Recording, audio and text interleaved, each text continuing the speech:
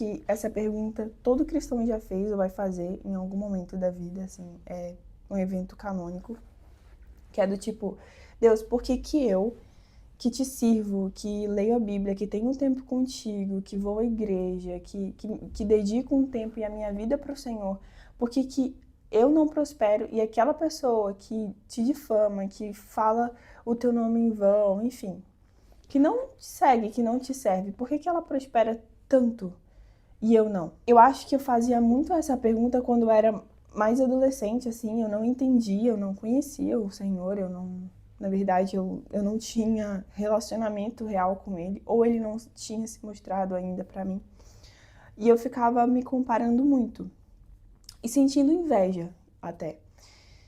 E me sentia injustiçada, me sentia menor, ficava insatisfeita, porque a minha percepção de prosperidade estava atrelada ao dinheiro e aquilo que ele poderia proporcionar. Lendo essa semana o Salmo 73, eu fiquei completamente impactada, porque me lembrou, sabe, desses momentos em que eu me sentia assim. E acho que burra é a palavra, mas quão burra eu era por não ver que eu servia e tinha em mim o Espírito Santo de Deus, que é o dono do ouro e da prata, e eu sentia que aquela pessoa tinha muito mais do que eu. Tá entendendo? Eu vou ler um trecho aqui do Salmo 73 para você entender o que eu tô falando, qual que é o contexto que eu quero trazer para cá. Certamente Deus é bom para Israel, para os que têm o coração limpo. Quanto a mim, meus pés quase tropeçaram, faltou pouco para que eu escorregasse, pois eu tinha inveja dos arrogantes ao ver a prosperidade dos ímpios. Olha, vamos parar aqui. Olha que interessante. Ele reconhece que ele tinha inveja dos arrogantes. Imagina alguém que tem todo o dinheiro do mundo, alguém que prospera aos seus olhos, mas não tem Deus, não tem relacionamento com Deus. De que vale tudo isso? Sabe, imagina a sua felicidade estar atrelada ao dinheiro que pode acabar, a coisas momentâneas que se vão, e você que tem em si o Deus que é eterno, o dono do ouro e da prata, o Deus provedor, e você se sente inferior a essa pessoa que parece ser mais próspera do que você, sabe, eu acho que a gente tem que começar a analisar o que é prosperidade na nossa perspectiva, o que é sucesso pra gente. Porque assim, se o sucesso estiver atrelado ao dinheiro, uma hora ele vai acabar, uma hora ele pode acabar, sabe? Eu não tô dizendo que Deus quer que a gente viva na miséria e viva... Não, não é isso que Deus quer. Mas eu quero te levar a analisar que nem toda riqueza vem de Deus. Imagina que tem pessoas que ganham a vida enganando outras pessoas. Vamos supor, esses jogos de aposta. Pessoas que passam a vida a enganar outras pessoas, pegando o dinheiro delas, agindo com mentira, agindo com maldade, tudo por causa do dinheiro. Você acha que realmente essa pessoa é realmente feliz? E principalmente, imagina não, a nossa vida não é aqui, a gente crê, né, firmemente, porque a palavra nos diz que a nossa vida não é aqui. Aqui é só uma passagem. Imagina que essa pessoa não tenha salvação. Imagina que essa pessoa, eu não tô dizendo pra você ficar feliz com isso, tá? Pelo amor de Deus, mas assim, imagina que essa pessoa não tem algo muito mais valioso, que importa muito mais do que todo o dinheiro, do que tudo que o dinheiro pode te proporcionar, e você tem isso. Do que vale ganhar o mundo inteiro e perder a sua alma. A prosperidade sem Deus, ela é instável. Quando você coloca toda a sua fé, toda a sua confiança em coisas que passam, quando elas passam, a sua vida desmorona completamente. Lendo esse salmo, eu lembrei muito de Jó. Jó era muito rico, era um homem extremamente rico, extremamente próspero, né? Financeiramente falando, espiritualmente também, porque era um homem temente a Deus. E pela fé dele estar enraizada em Deus, ainda que ele tenha perdido absolutamente tudo, inclusive a família dele, ele em momento algum descreu, em momento algum ele duvidou da soberania e da vontade de Deus, que a vontade dele era boa e perfeita e agradável. Muito pelo contrário, ele tinha no coração dele que tudo o que ele tinha conquistado tinha vindo do Senhor, tinha sido dado pelo Senhor. Né? Tem aquela fatídica frase, aquela frase muito famosa do livro de Jó: Deus me deu, Deus tomou, bendito seja o nome do Senhor. Porque o coração dele não estava atrelado ao dinheiro que ele tinha, aos bens que ele tinha, a saúde dele ou a família dele, não. Ele tinha no coração dele que o que mais importava era Deus e que tudo que ele tinha vindo do Senhor. A prosperidade sem Deus ela é instável. A pessoa pode ter um mundo inteiro ali, ter carros e casas e afins, viajar o tempo inteiro, enfim, ter muito dinheiro. Mas se ela não tiver o Senhor, no momento que ela perder tudo isso, ela vai ficar completamente devastada, porque tudo que ela acreditava, toda a fé dela estava depositada no dinheiro. Olha que interessante, ele fala aqui nos versículos seguintes: Por certo, é em vão que tenho mantido puro o coração e lavado as mãos na inocência, pois todo dia tenho sido afligido e castigado a cada manhã. Se eu tivesse dito, falarei como eles, eu teria traído a geração de teus filhos. Quando me esforçava para compreender isso, achei que era uma tarefa muito difícil para mim, até que entrei no santuário de Deus, e então compreendi o destino deles. Certamente tu os pões em lugares escorregadios e os fazes cair em ruína.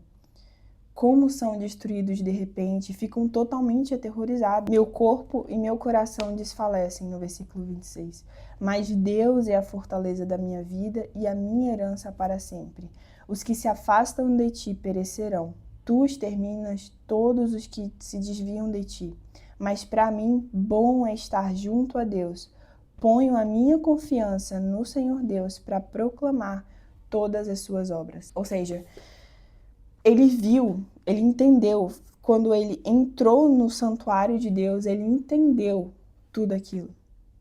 Ele entendeu que a verdadeira riqueza não é posse, não é, sabe, você ter coisas e afins, mas você está em Deus e depositar sua confiança em Deus. Quando a gente se deleita no Senhor, quando a gente descansa, entrega, confia e se deleita no Senhor, olha que interessante, ele satisfaz os desejos do meu coração. Esse é um versículo, tá? Ele satisfaz os desejos do meu coração. Não porque eu quero esses desejos, não porque eu quero isso mais do que qualquer coisa, mas porque eu estou deleitada no Senhor. Tá entendendo? Quando a gente deleita, a gente encontra prazer no Senhor e a gente entende que o prazer maior é estar na presença do Senhor. O que o Senhor for pôr na nossa vida, ou nos dar, ou nos abençoar, né? Fisicamente falando, né, com bênçãos materiais e afins, é algo que não vai nos cegar, não vai nos encher os olhos, assim, porque a nossa fé e a nossa confiança estará depositada no Senhor, sabe? Buscar o seu reino e a sua justiça em primeiro lugar e as outras coisas nos serão acrescentadas. É isso que ele quer dizer. Quando os nossos olhos estão fixos e firmados no Senhor, no autor e consumador da nossa fé, Jesus Cristo, ele provê todas as outras coisas, não aquilo que eu quero como um capricho, mas aquilo que eu preciso. E a gente encontra satisfação nisso. Então, às vezes, Deus, ele não libera, vamos supor assim, não libera uma bênção financeira gigantesca para você, porque você não tem o seu caráter formado ainda, e ele sabe que se você tiver aquilo que você quer, você vai se perder e você vai se distanciar dele. Quando o que você quer é muito maior do que a sua vontade, o seu temor ao Senhor, às vezes ele, por amor, ele não te dá. Ele não te dá até que você esteja preparado, até que isso não seja algo que você busque mais do que busque a presença dele. Tá entendendo? E seguindo nesse assunto, assim, hoje em dia a gente tá falando muito sobre comparação na internet, né? Ai, porque eu me comparo muito, ai, porque tem essa palavrinha, né, de comparação. E às vezes a gente esquece que a comparação, ela tá muito atrelada à inveja. A inveja é um pecado. Então, será que você tá se comparando no sentido de... Eu nem sei se existe comparação no sentido bom da coisa, mas a gente tem que vigiar, sabe? E do tipo, realmente ver se a gente não tá olhando para aquela menina que a gente tá seguindo com inveja, porque ela tem aquela vida, porque ela tem aquelas coisas, porque ela...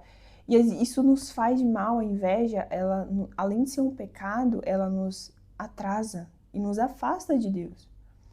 Porque às vezes você fica estagnado, você fica assim, tão preso naquela coisa da inveja, de tipo, eu quero aquela vida, e ver o Instagram daquela menina todos os dias, e acompanha ela, e stalkeia ela, que você esquece de fazer algo para mudar a sua realidade. Então, uma coisa que eu fiz e que me ajudou muito nesse lance da comparação e inveja foi parar de seguir algumas meninas que vivem uma realidade completamente diferente da minha. Isso me ajudou muito. Então, assim, eu não lanço a culpa sobre elas, porque elas não têm culpa nenhuma. E eu também reconheço que eu preciso fazer isso porque eu conheço meu coração. E eu sei que se eu continuar vendo esses conteúdos e essas coisas, eu vou sentir inveja. Eu não quero sentir inveja. O Charles Spurgeon, ele fala em um dos estudos dele naquele... Eu acho que eu tenho aqui. Eu não trouxe. Mas é um livro devocional que ele tem dia e noite. Eu esqueci o nome do livro, mas é alguma coisa assim. E eu leio ele todos os dias. E ele disse assim: confiando em Deus, você não será compelido a entristecer-se por ter feito uso de meios corrompidos para enriquecer, porque você não vai fazer isso. Sirva a Deus com integridade e, se não alcançar o sucesso, ao menos não haverá pecado na sua consciência. O nosso objetivo não tem que ser principalmente e unicamente a conquista material e o dinheiro.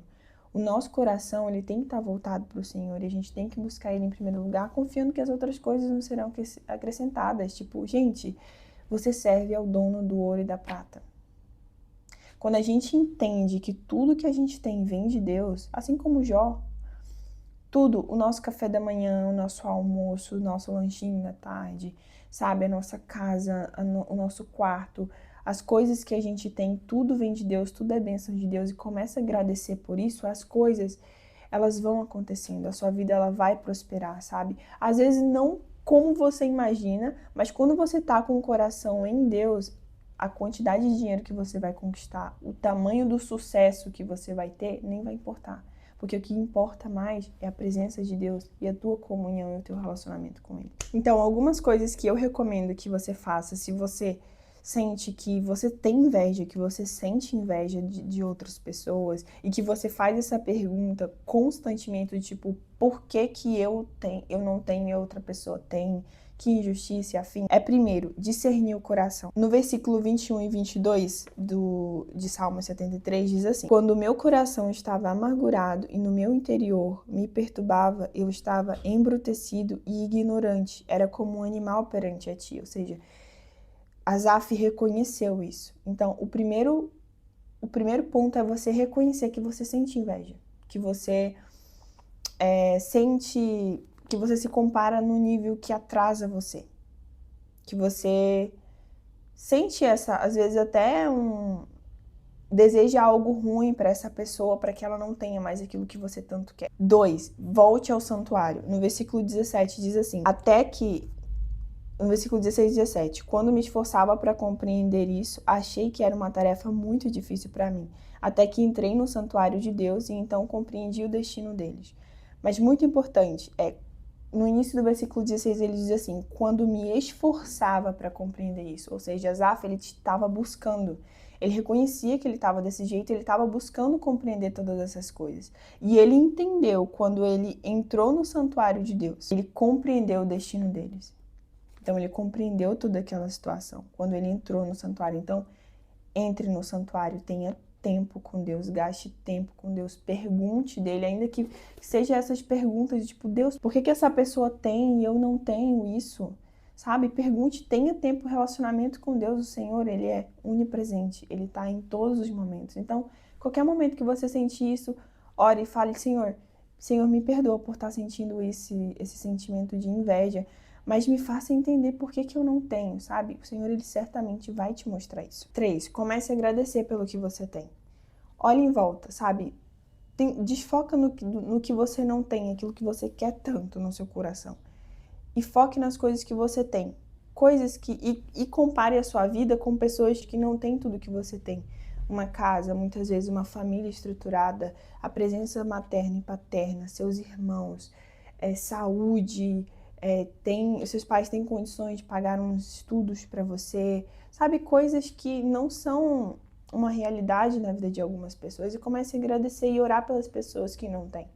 Então agradeça pelo ar que você respira, pelo café que você toma, sabe? No momento em que você abrir os seus olhos ao acordar, no momento que você os fecha para dormir, agradeça, sabe? Comece a exercitar isso e que seja uma prática diária, uma prática constante. Tenha excelência e integridade no seu trabalho. Faça as coisas como para o Senhor. Faça as coisas com excelência, seja íntegro, ainda que às vezes você veja que o seu colega que mentiu para o seu chefe conseguiu algo melhor do que você, né? Uma pessoa que mentiu no currículo conseguiu o emprego que você queria. Mantenha a sua integridade. Faça as coisas conforme a Bíblia fala pra gente fazer. Faça as coisas certas, para que você tenha consciência tranquila e que você não entristeça o Espírito Santo de Deus. Então, ainda que a prosperidade, né, aquilo que você tanto almeja possa demorar para chegar por você estar sendo íntegro, seja íntegro. Escolha o caminho mais demorado se for necessário, mas seja íntegro, seja honesto. O Senhor, Ele honra. Faça com integridade porque é para o Senhor e não para os homens. Faça com integridade porque o Senhor quer que você faça com integridade, não porque você quer alguma coisa com isso. Seja íntegro. Deus vai te honrar, mas que a sua motivação principal seja fazer com integridade porque o Senhor quer que você faça com integridade. Prosperar pode levar tempo, então plante com constância, sabe? Tenha disciplina, todos os dias um pouquinho. Certamente um dia você vai conquistar. Pode demorar mais do que aquela pessoa que está enganando as outras pessoas, mas pelo menos você vai dormir com consciência limpa de que você não tem entristecido o Espírito Santo de Deus com as suas atitudes e as suas escolhas erradas. E por último, tenha um planejamento, sabe? Olha, o que eu preciso fazer para conquistar isso? O que eu preciso fazer hoje para que seja possível, conforme a vontade de Deus, que eu tenha essa coisa, sabe? Que eu seja essa pessoa. Tenha um planejamento, mude a sua rotina, os seus hábitos, se reeduque no modo geral. Que eu tenho certeza que 1 hora, com disciplina e conforme a vontade de Deus, se o seu agir estiver atrelado à vontade soberana do Senhor, 1 hora Ele vai te honrar. Pode demorar, eu não sei quando, o tempo do Senhor é perfeito, não é o nosso tempo, mas 1 hora o Senhor, Ele vai te honrar, mas que essa não seja a sua motivação principal, que o seu coração esteja alicerçado e voltado para o Senhor, que as outras coisas te serão acrescentadas. E é isso, essa palavra falou muito comigo essa semana, tá um pouco escuro, né, o celular, é porque tá acabando a luz aqui. Mas eu espero do fundo do meu coração que essa palavra ela tenha impactado você e que tenha feito você repensar, sabe? E analisar a sua inveja, o que tem causado inveja em você, reconhecer e tentar mudar isso, porque isso é um pecado. Isso certamente te afasta das promessas de Deus e de Deus. E eu vou encerrar com um versículo final que diz assim: mas para mim, bom é estar junto a Deus. Ponho minha confiança no Senhor Deus para proclamar todas as suas obras. Então, para mim, bom é estar junto a Deus. O resto é resto. O resto o Senhor vai prover certamente. Bom para mim é estar junto a Deus. E é isso, gente. Um cheiro. Que Deus abençoe a sua semana. E é isso. Tchau.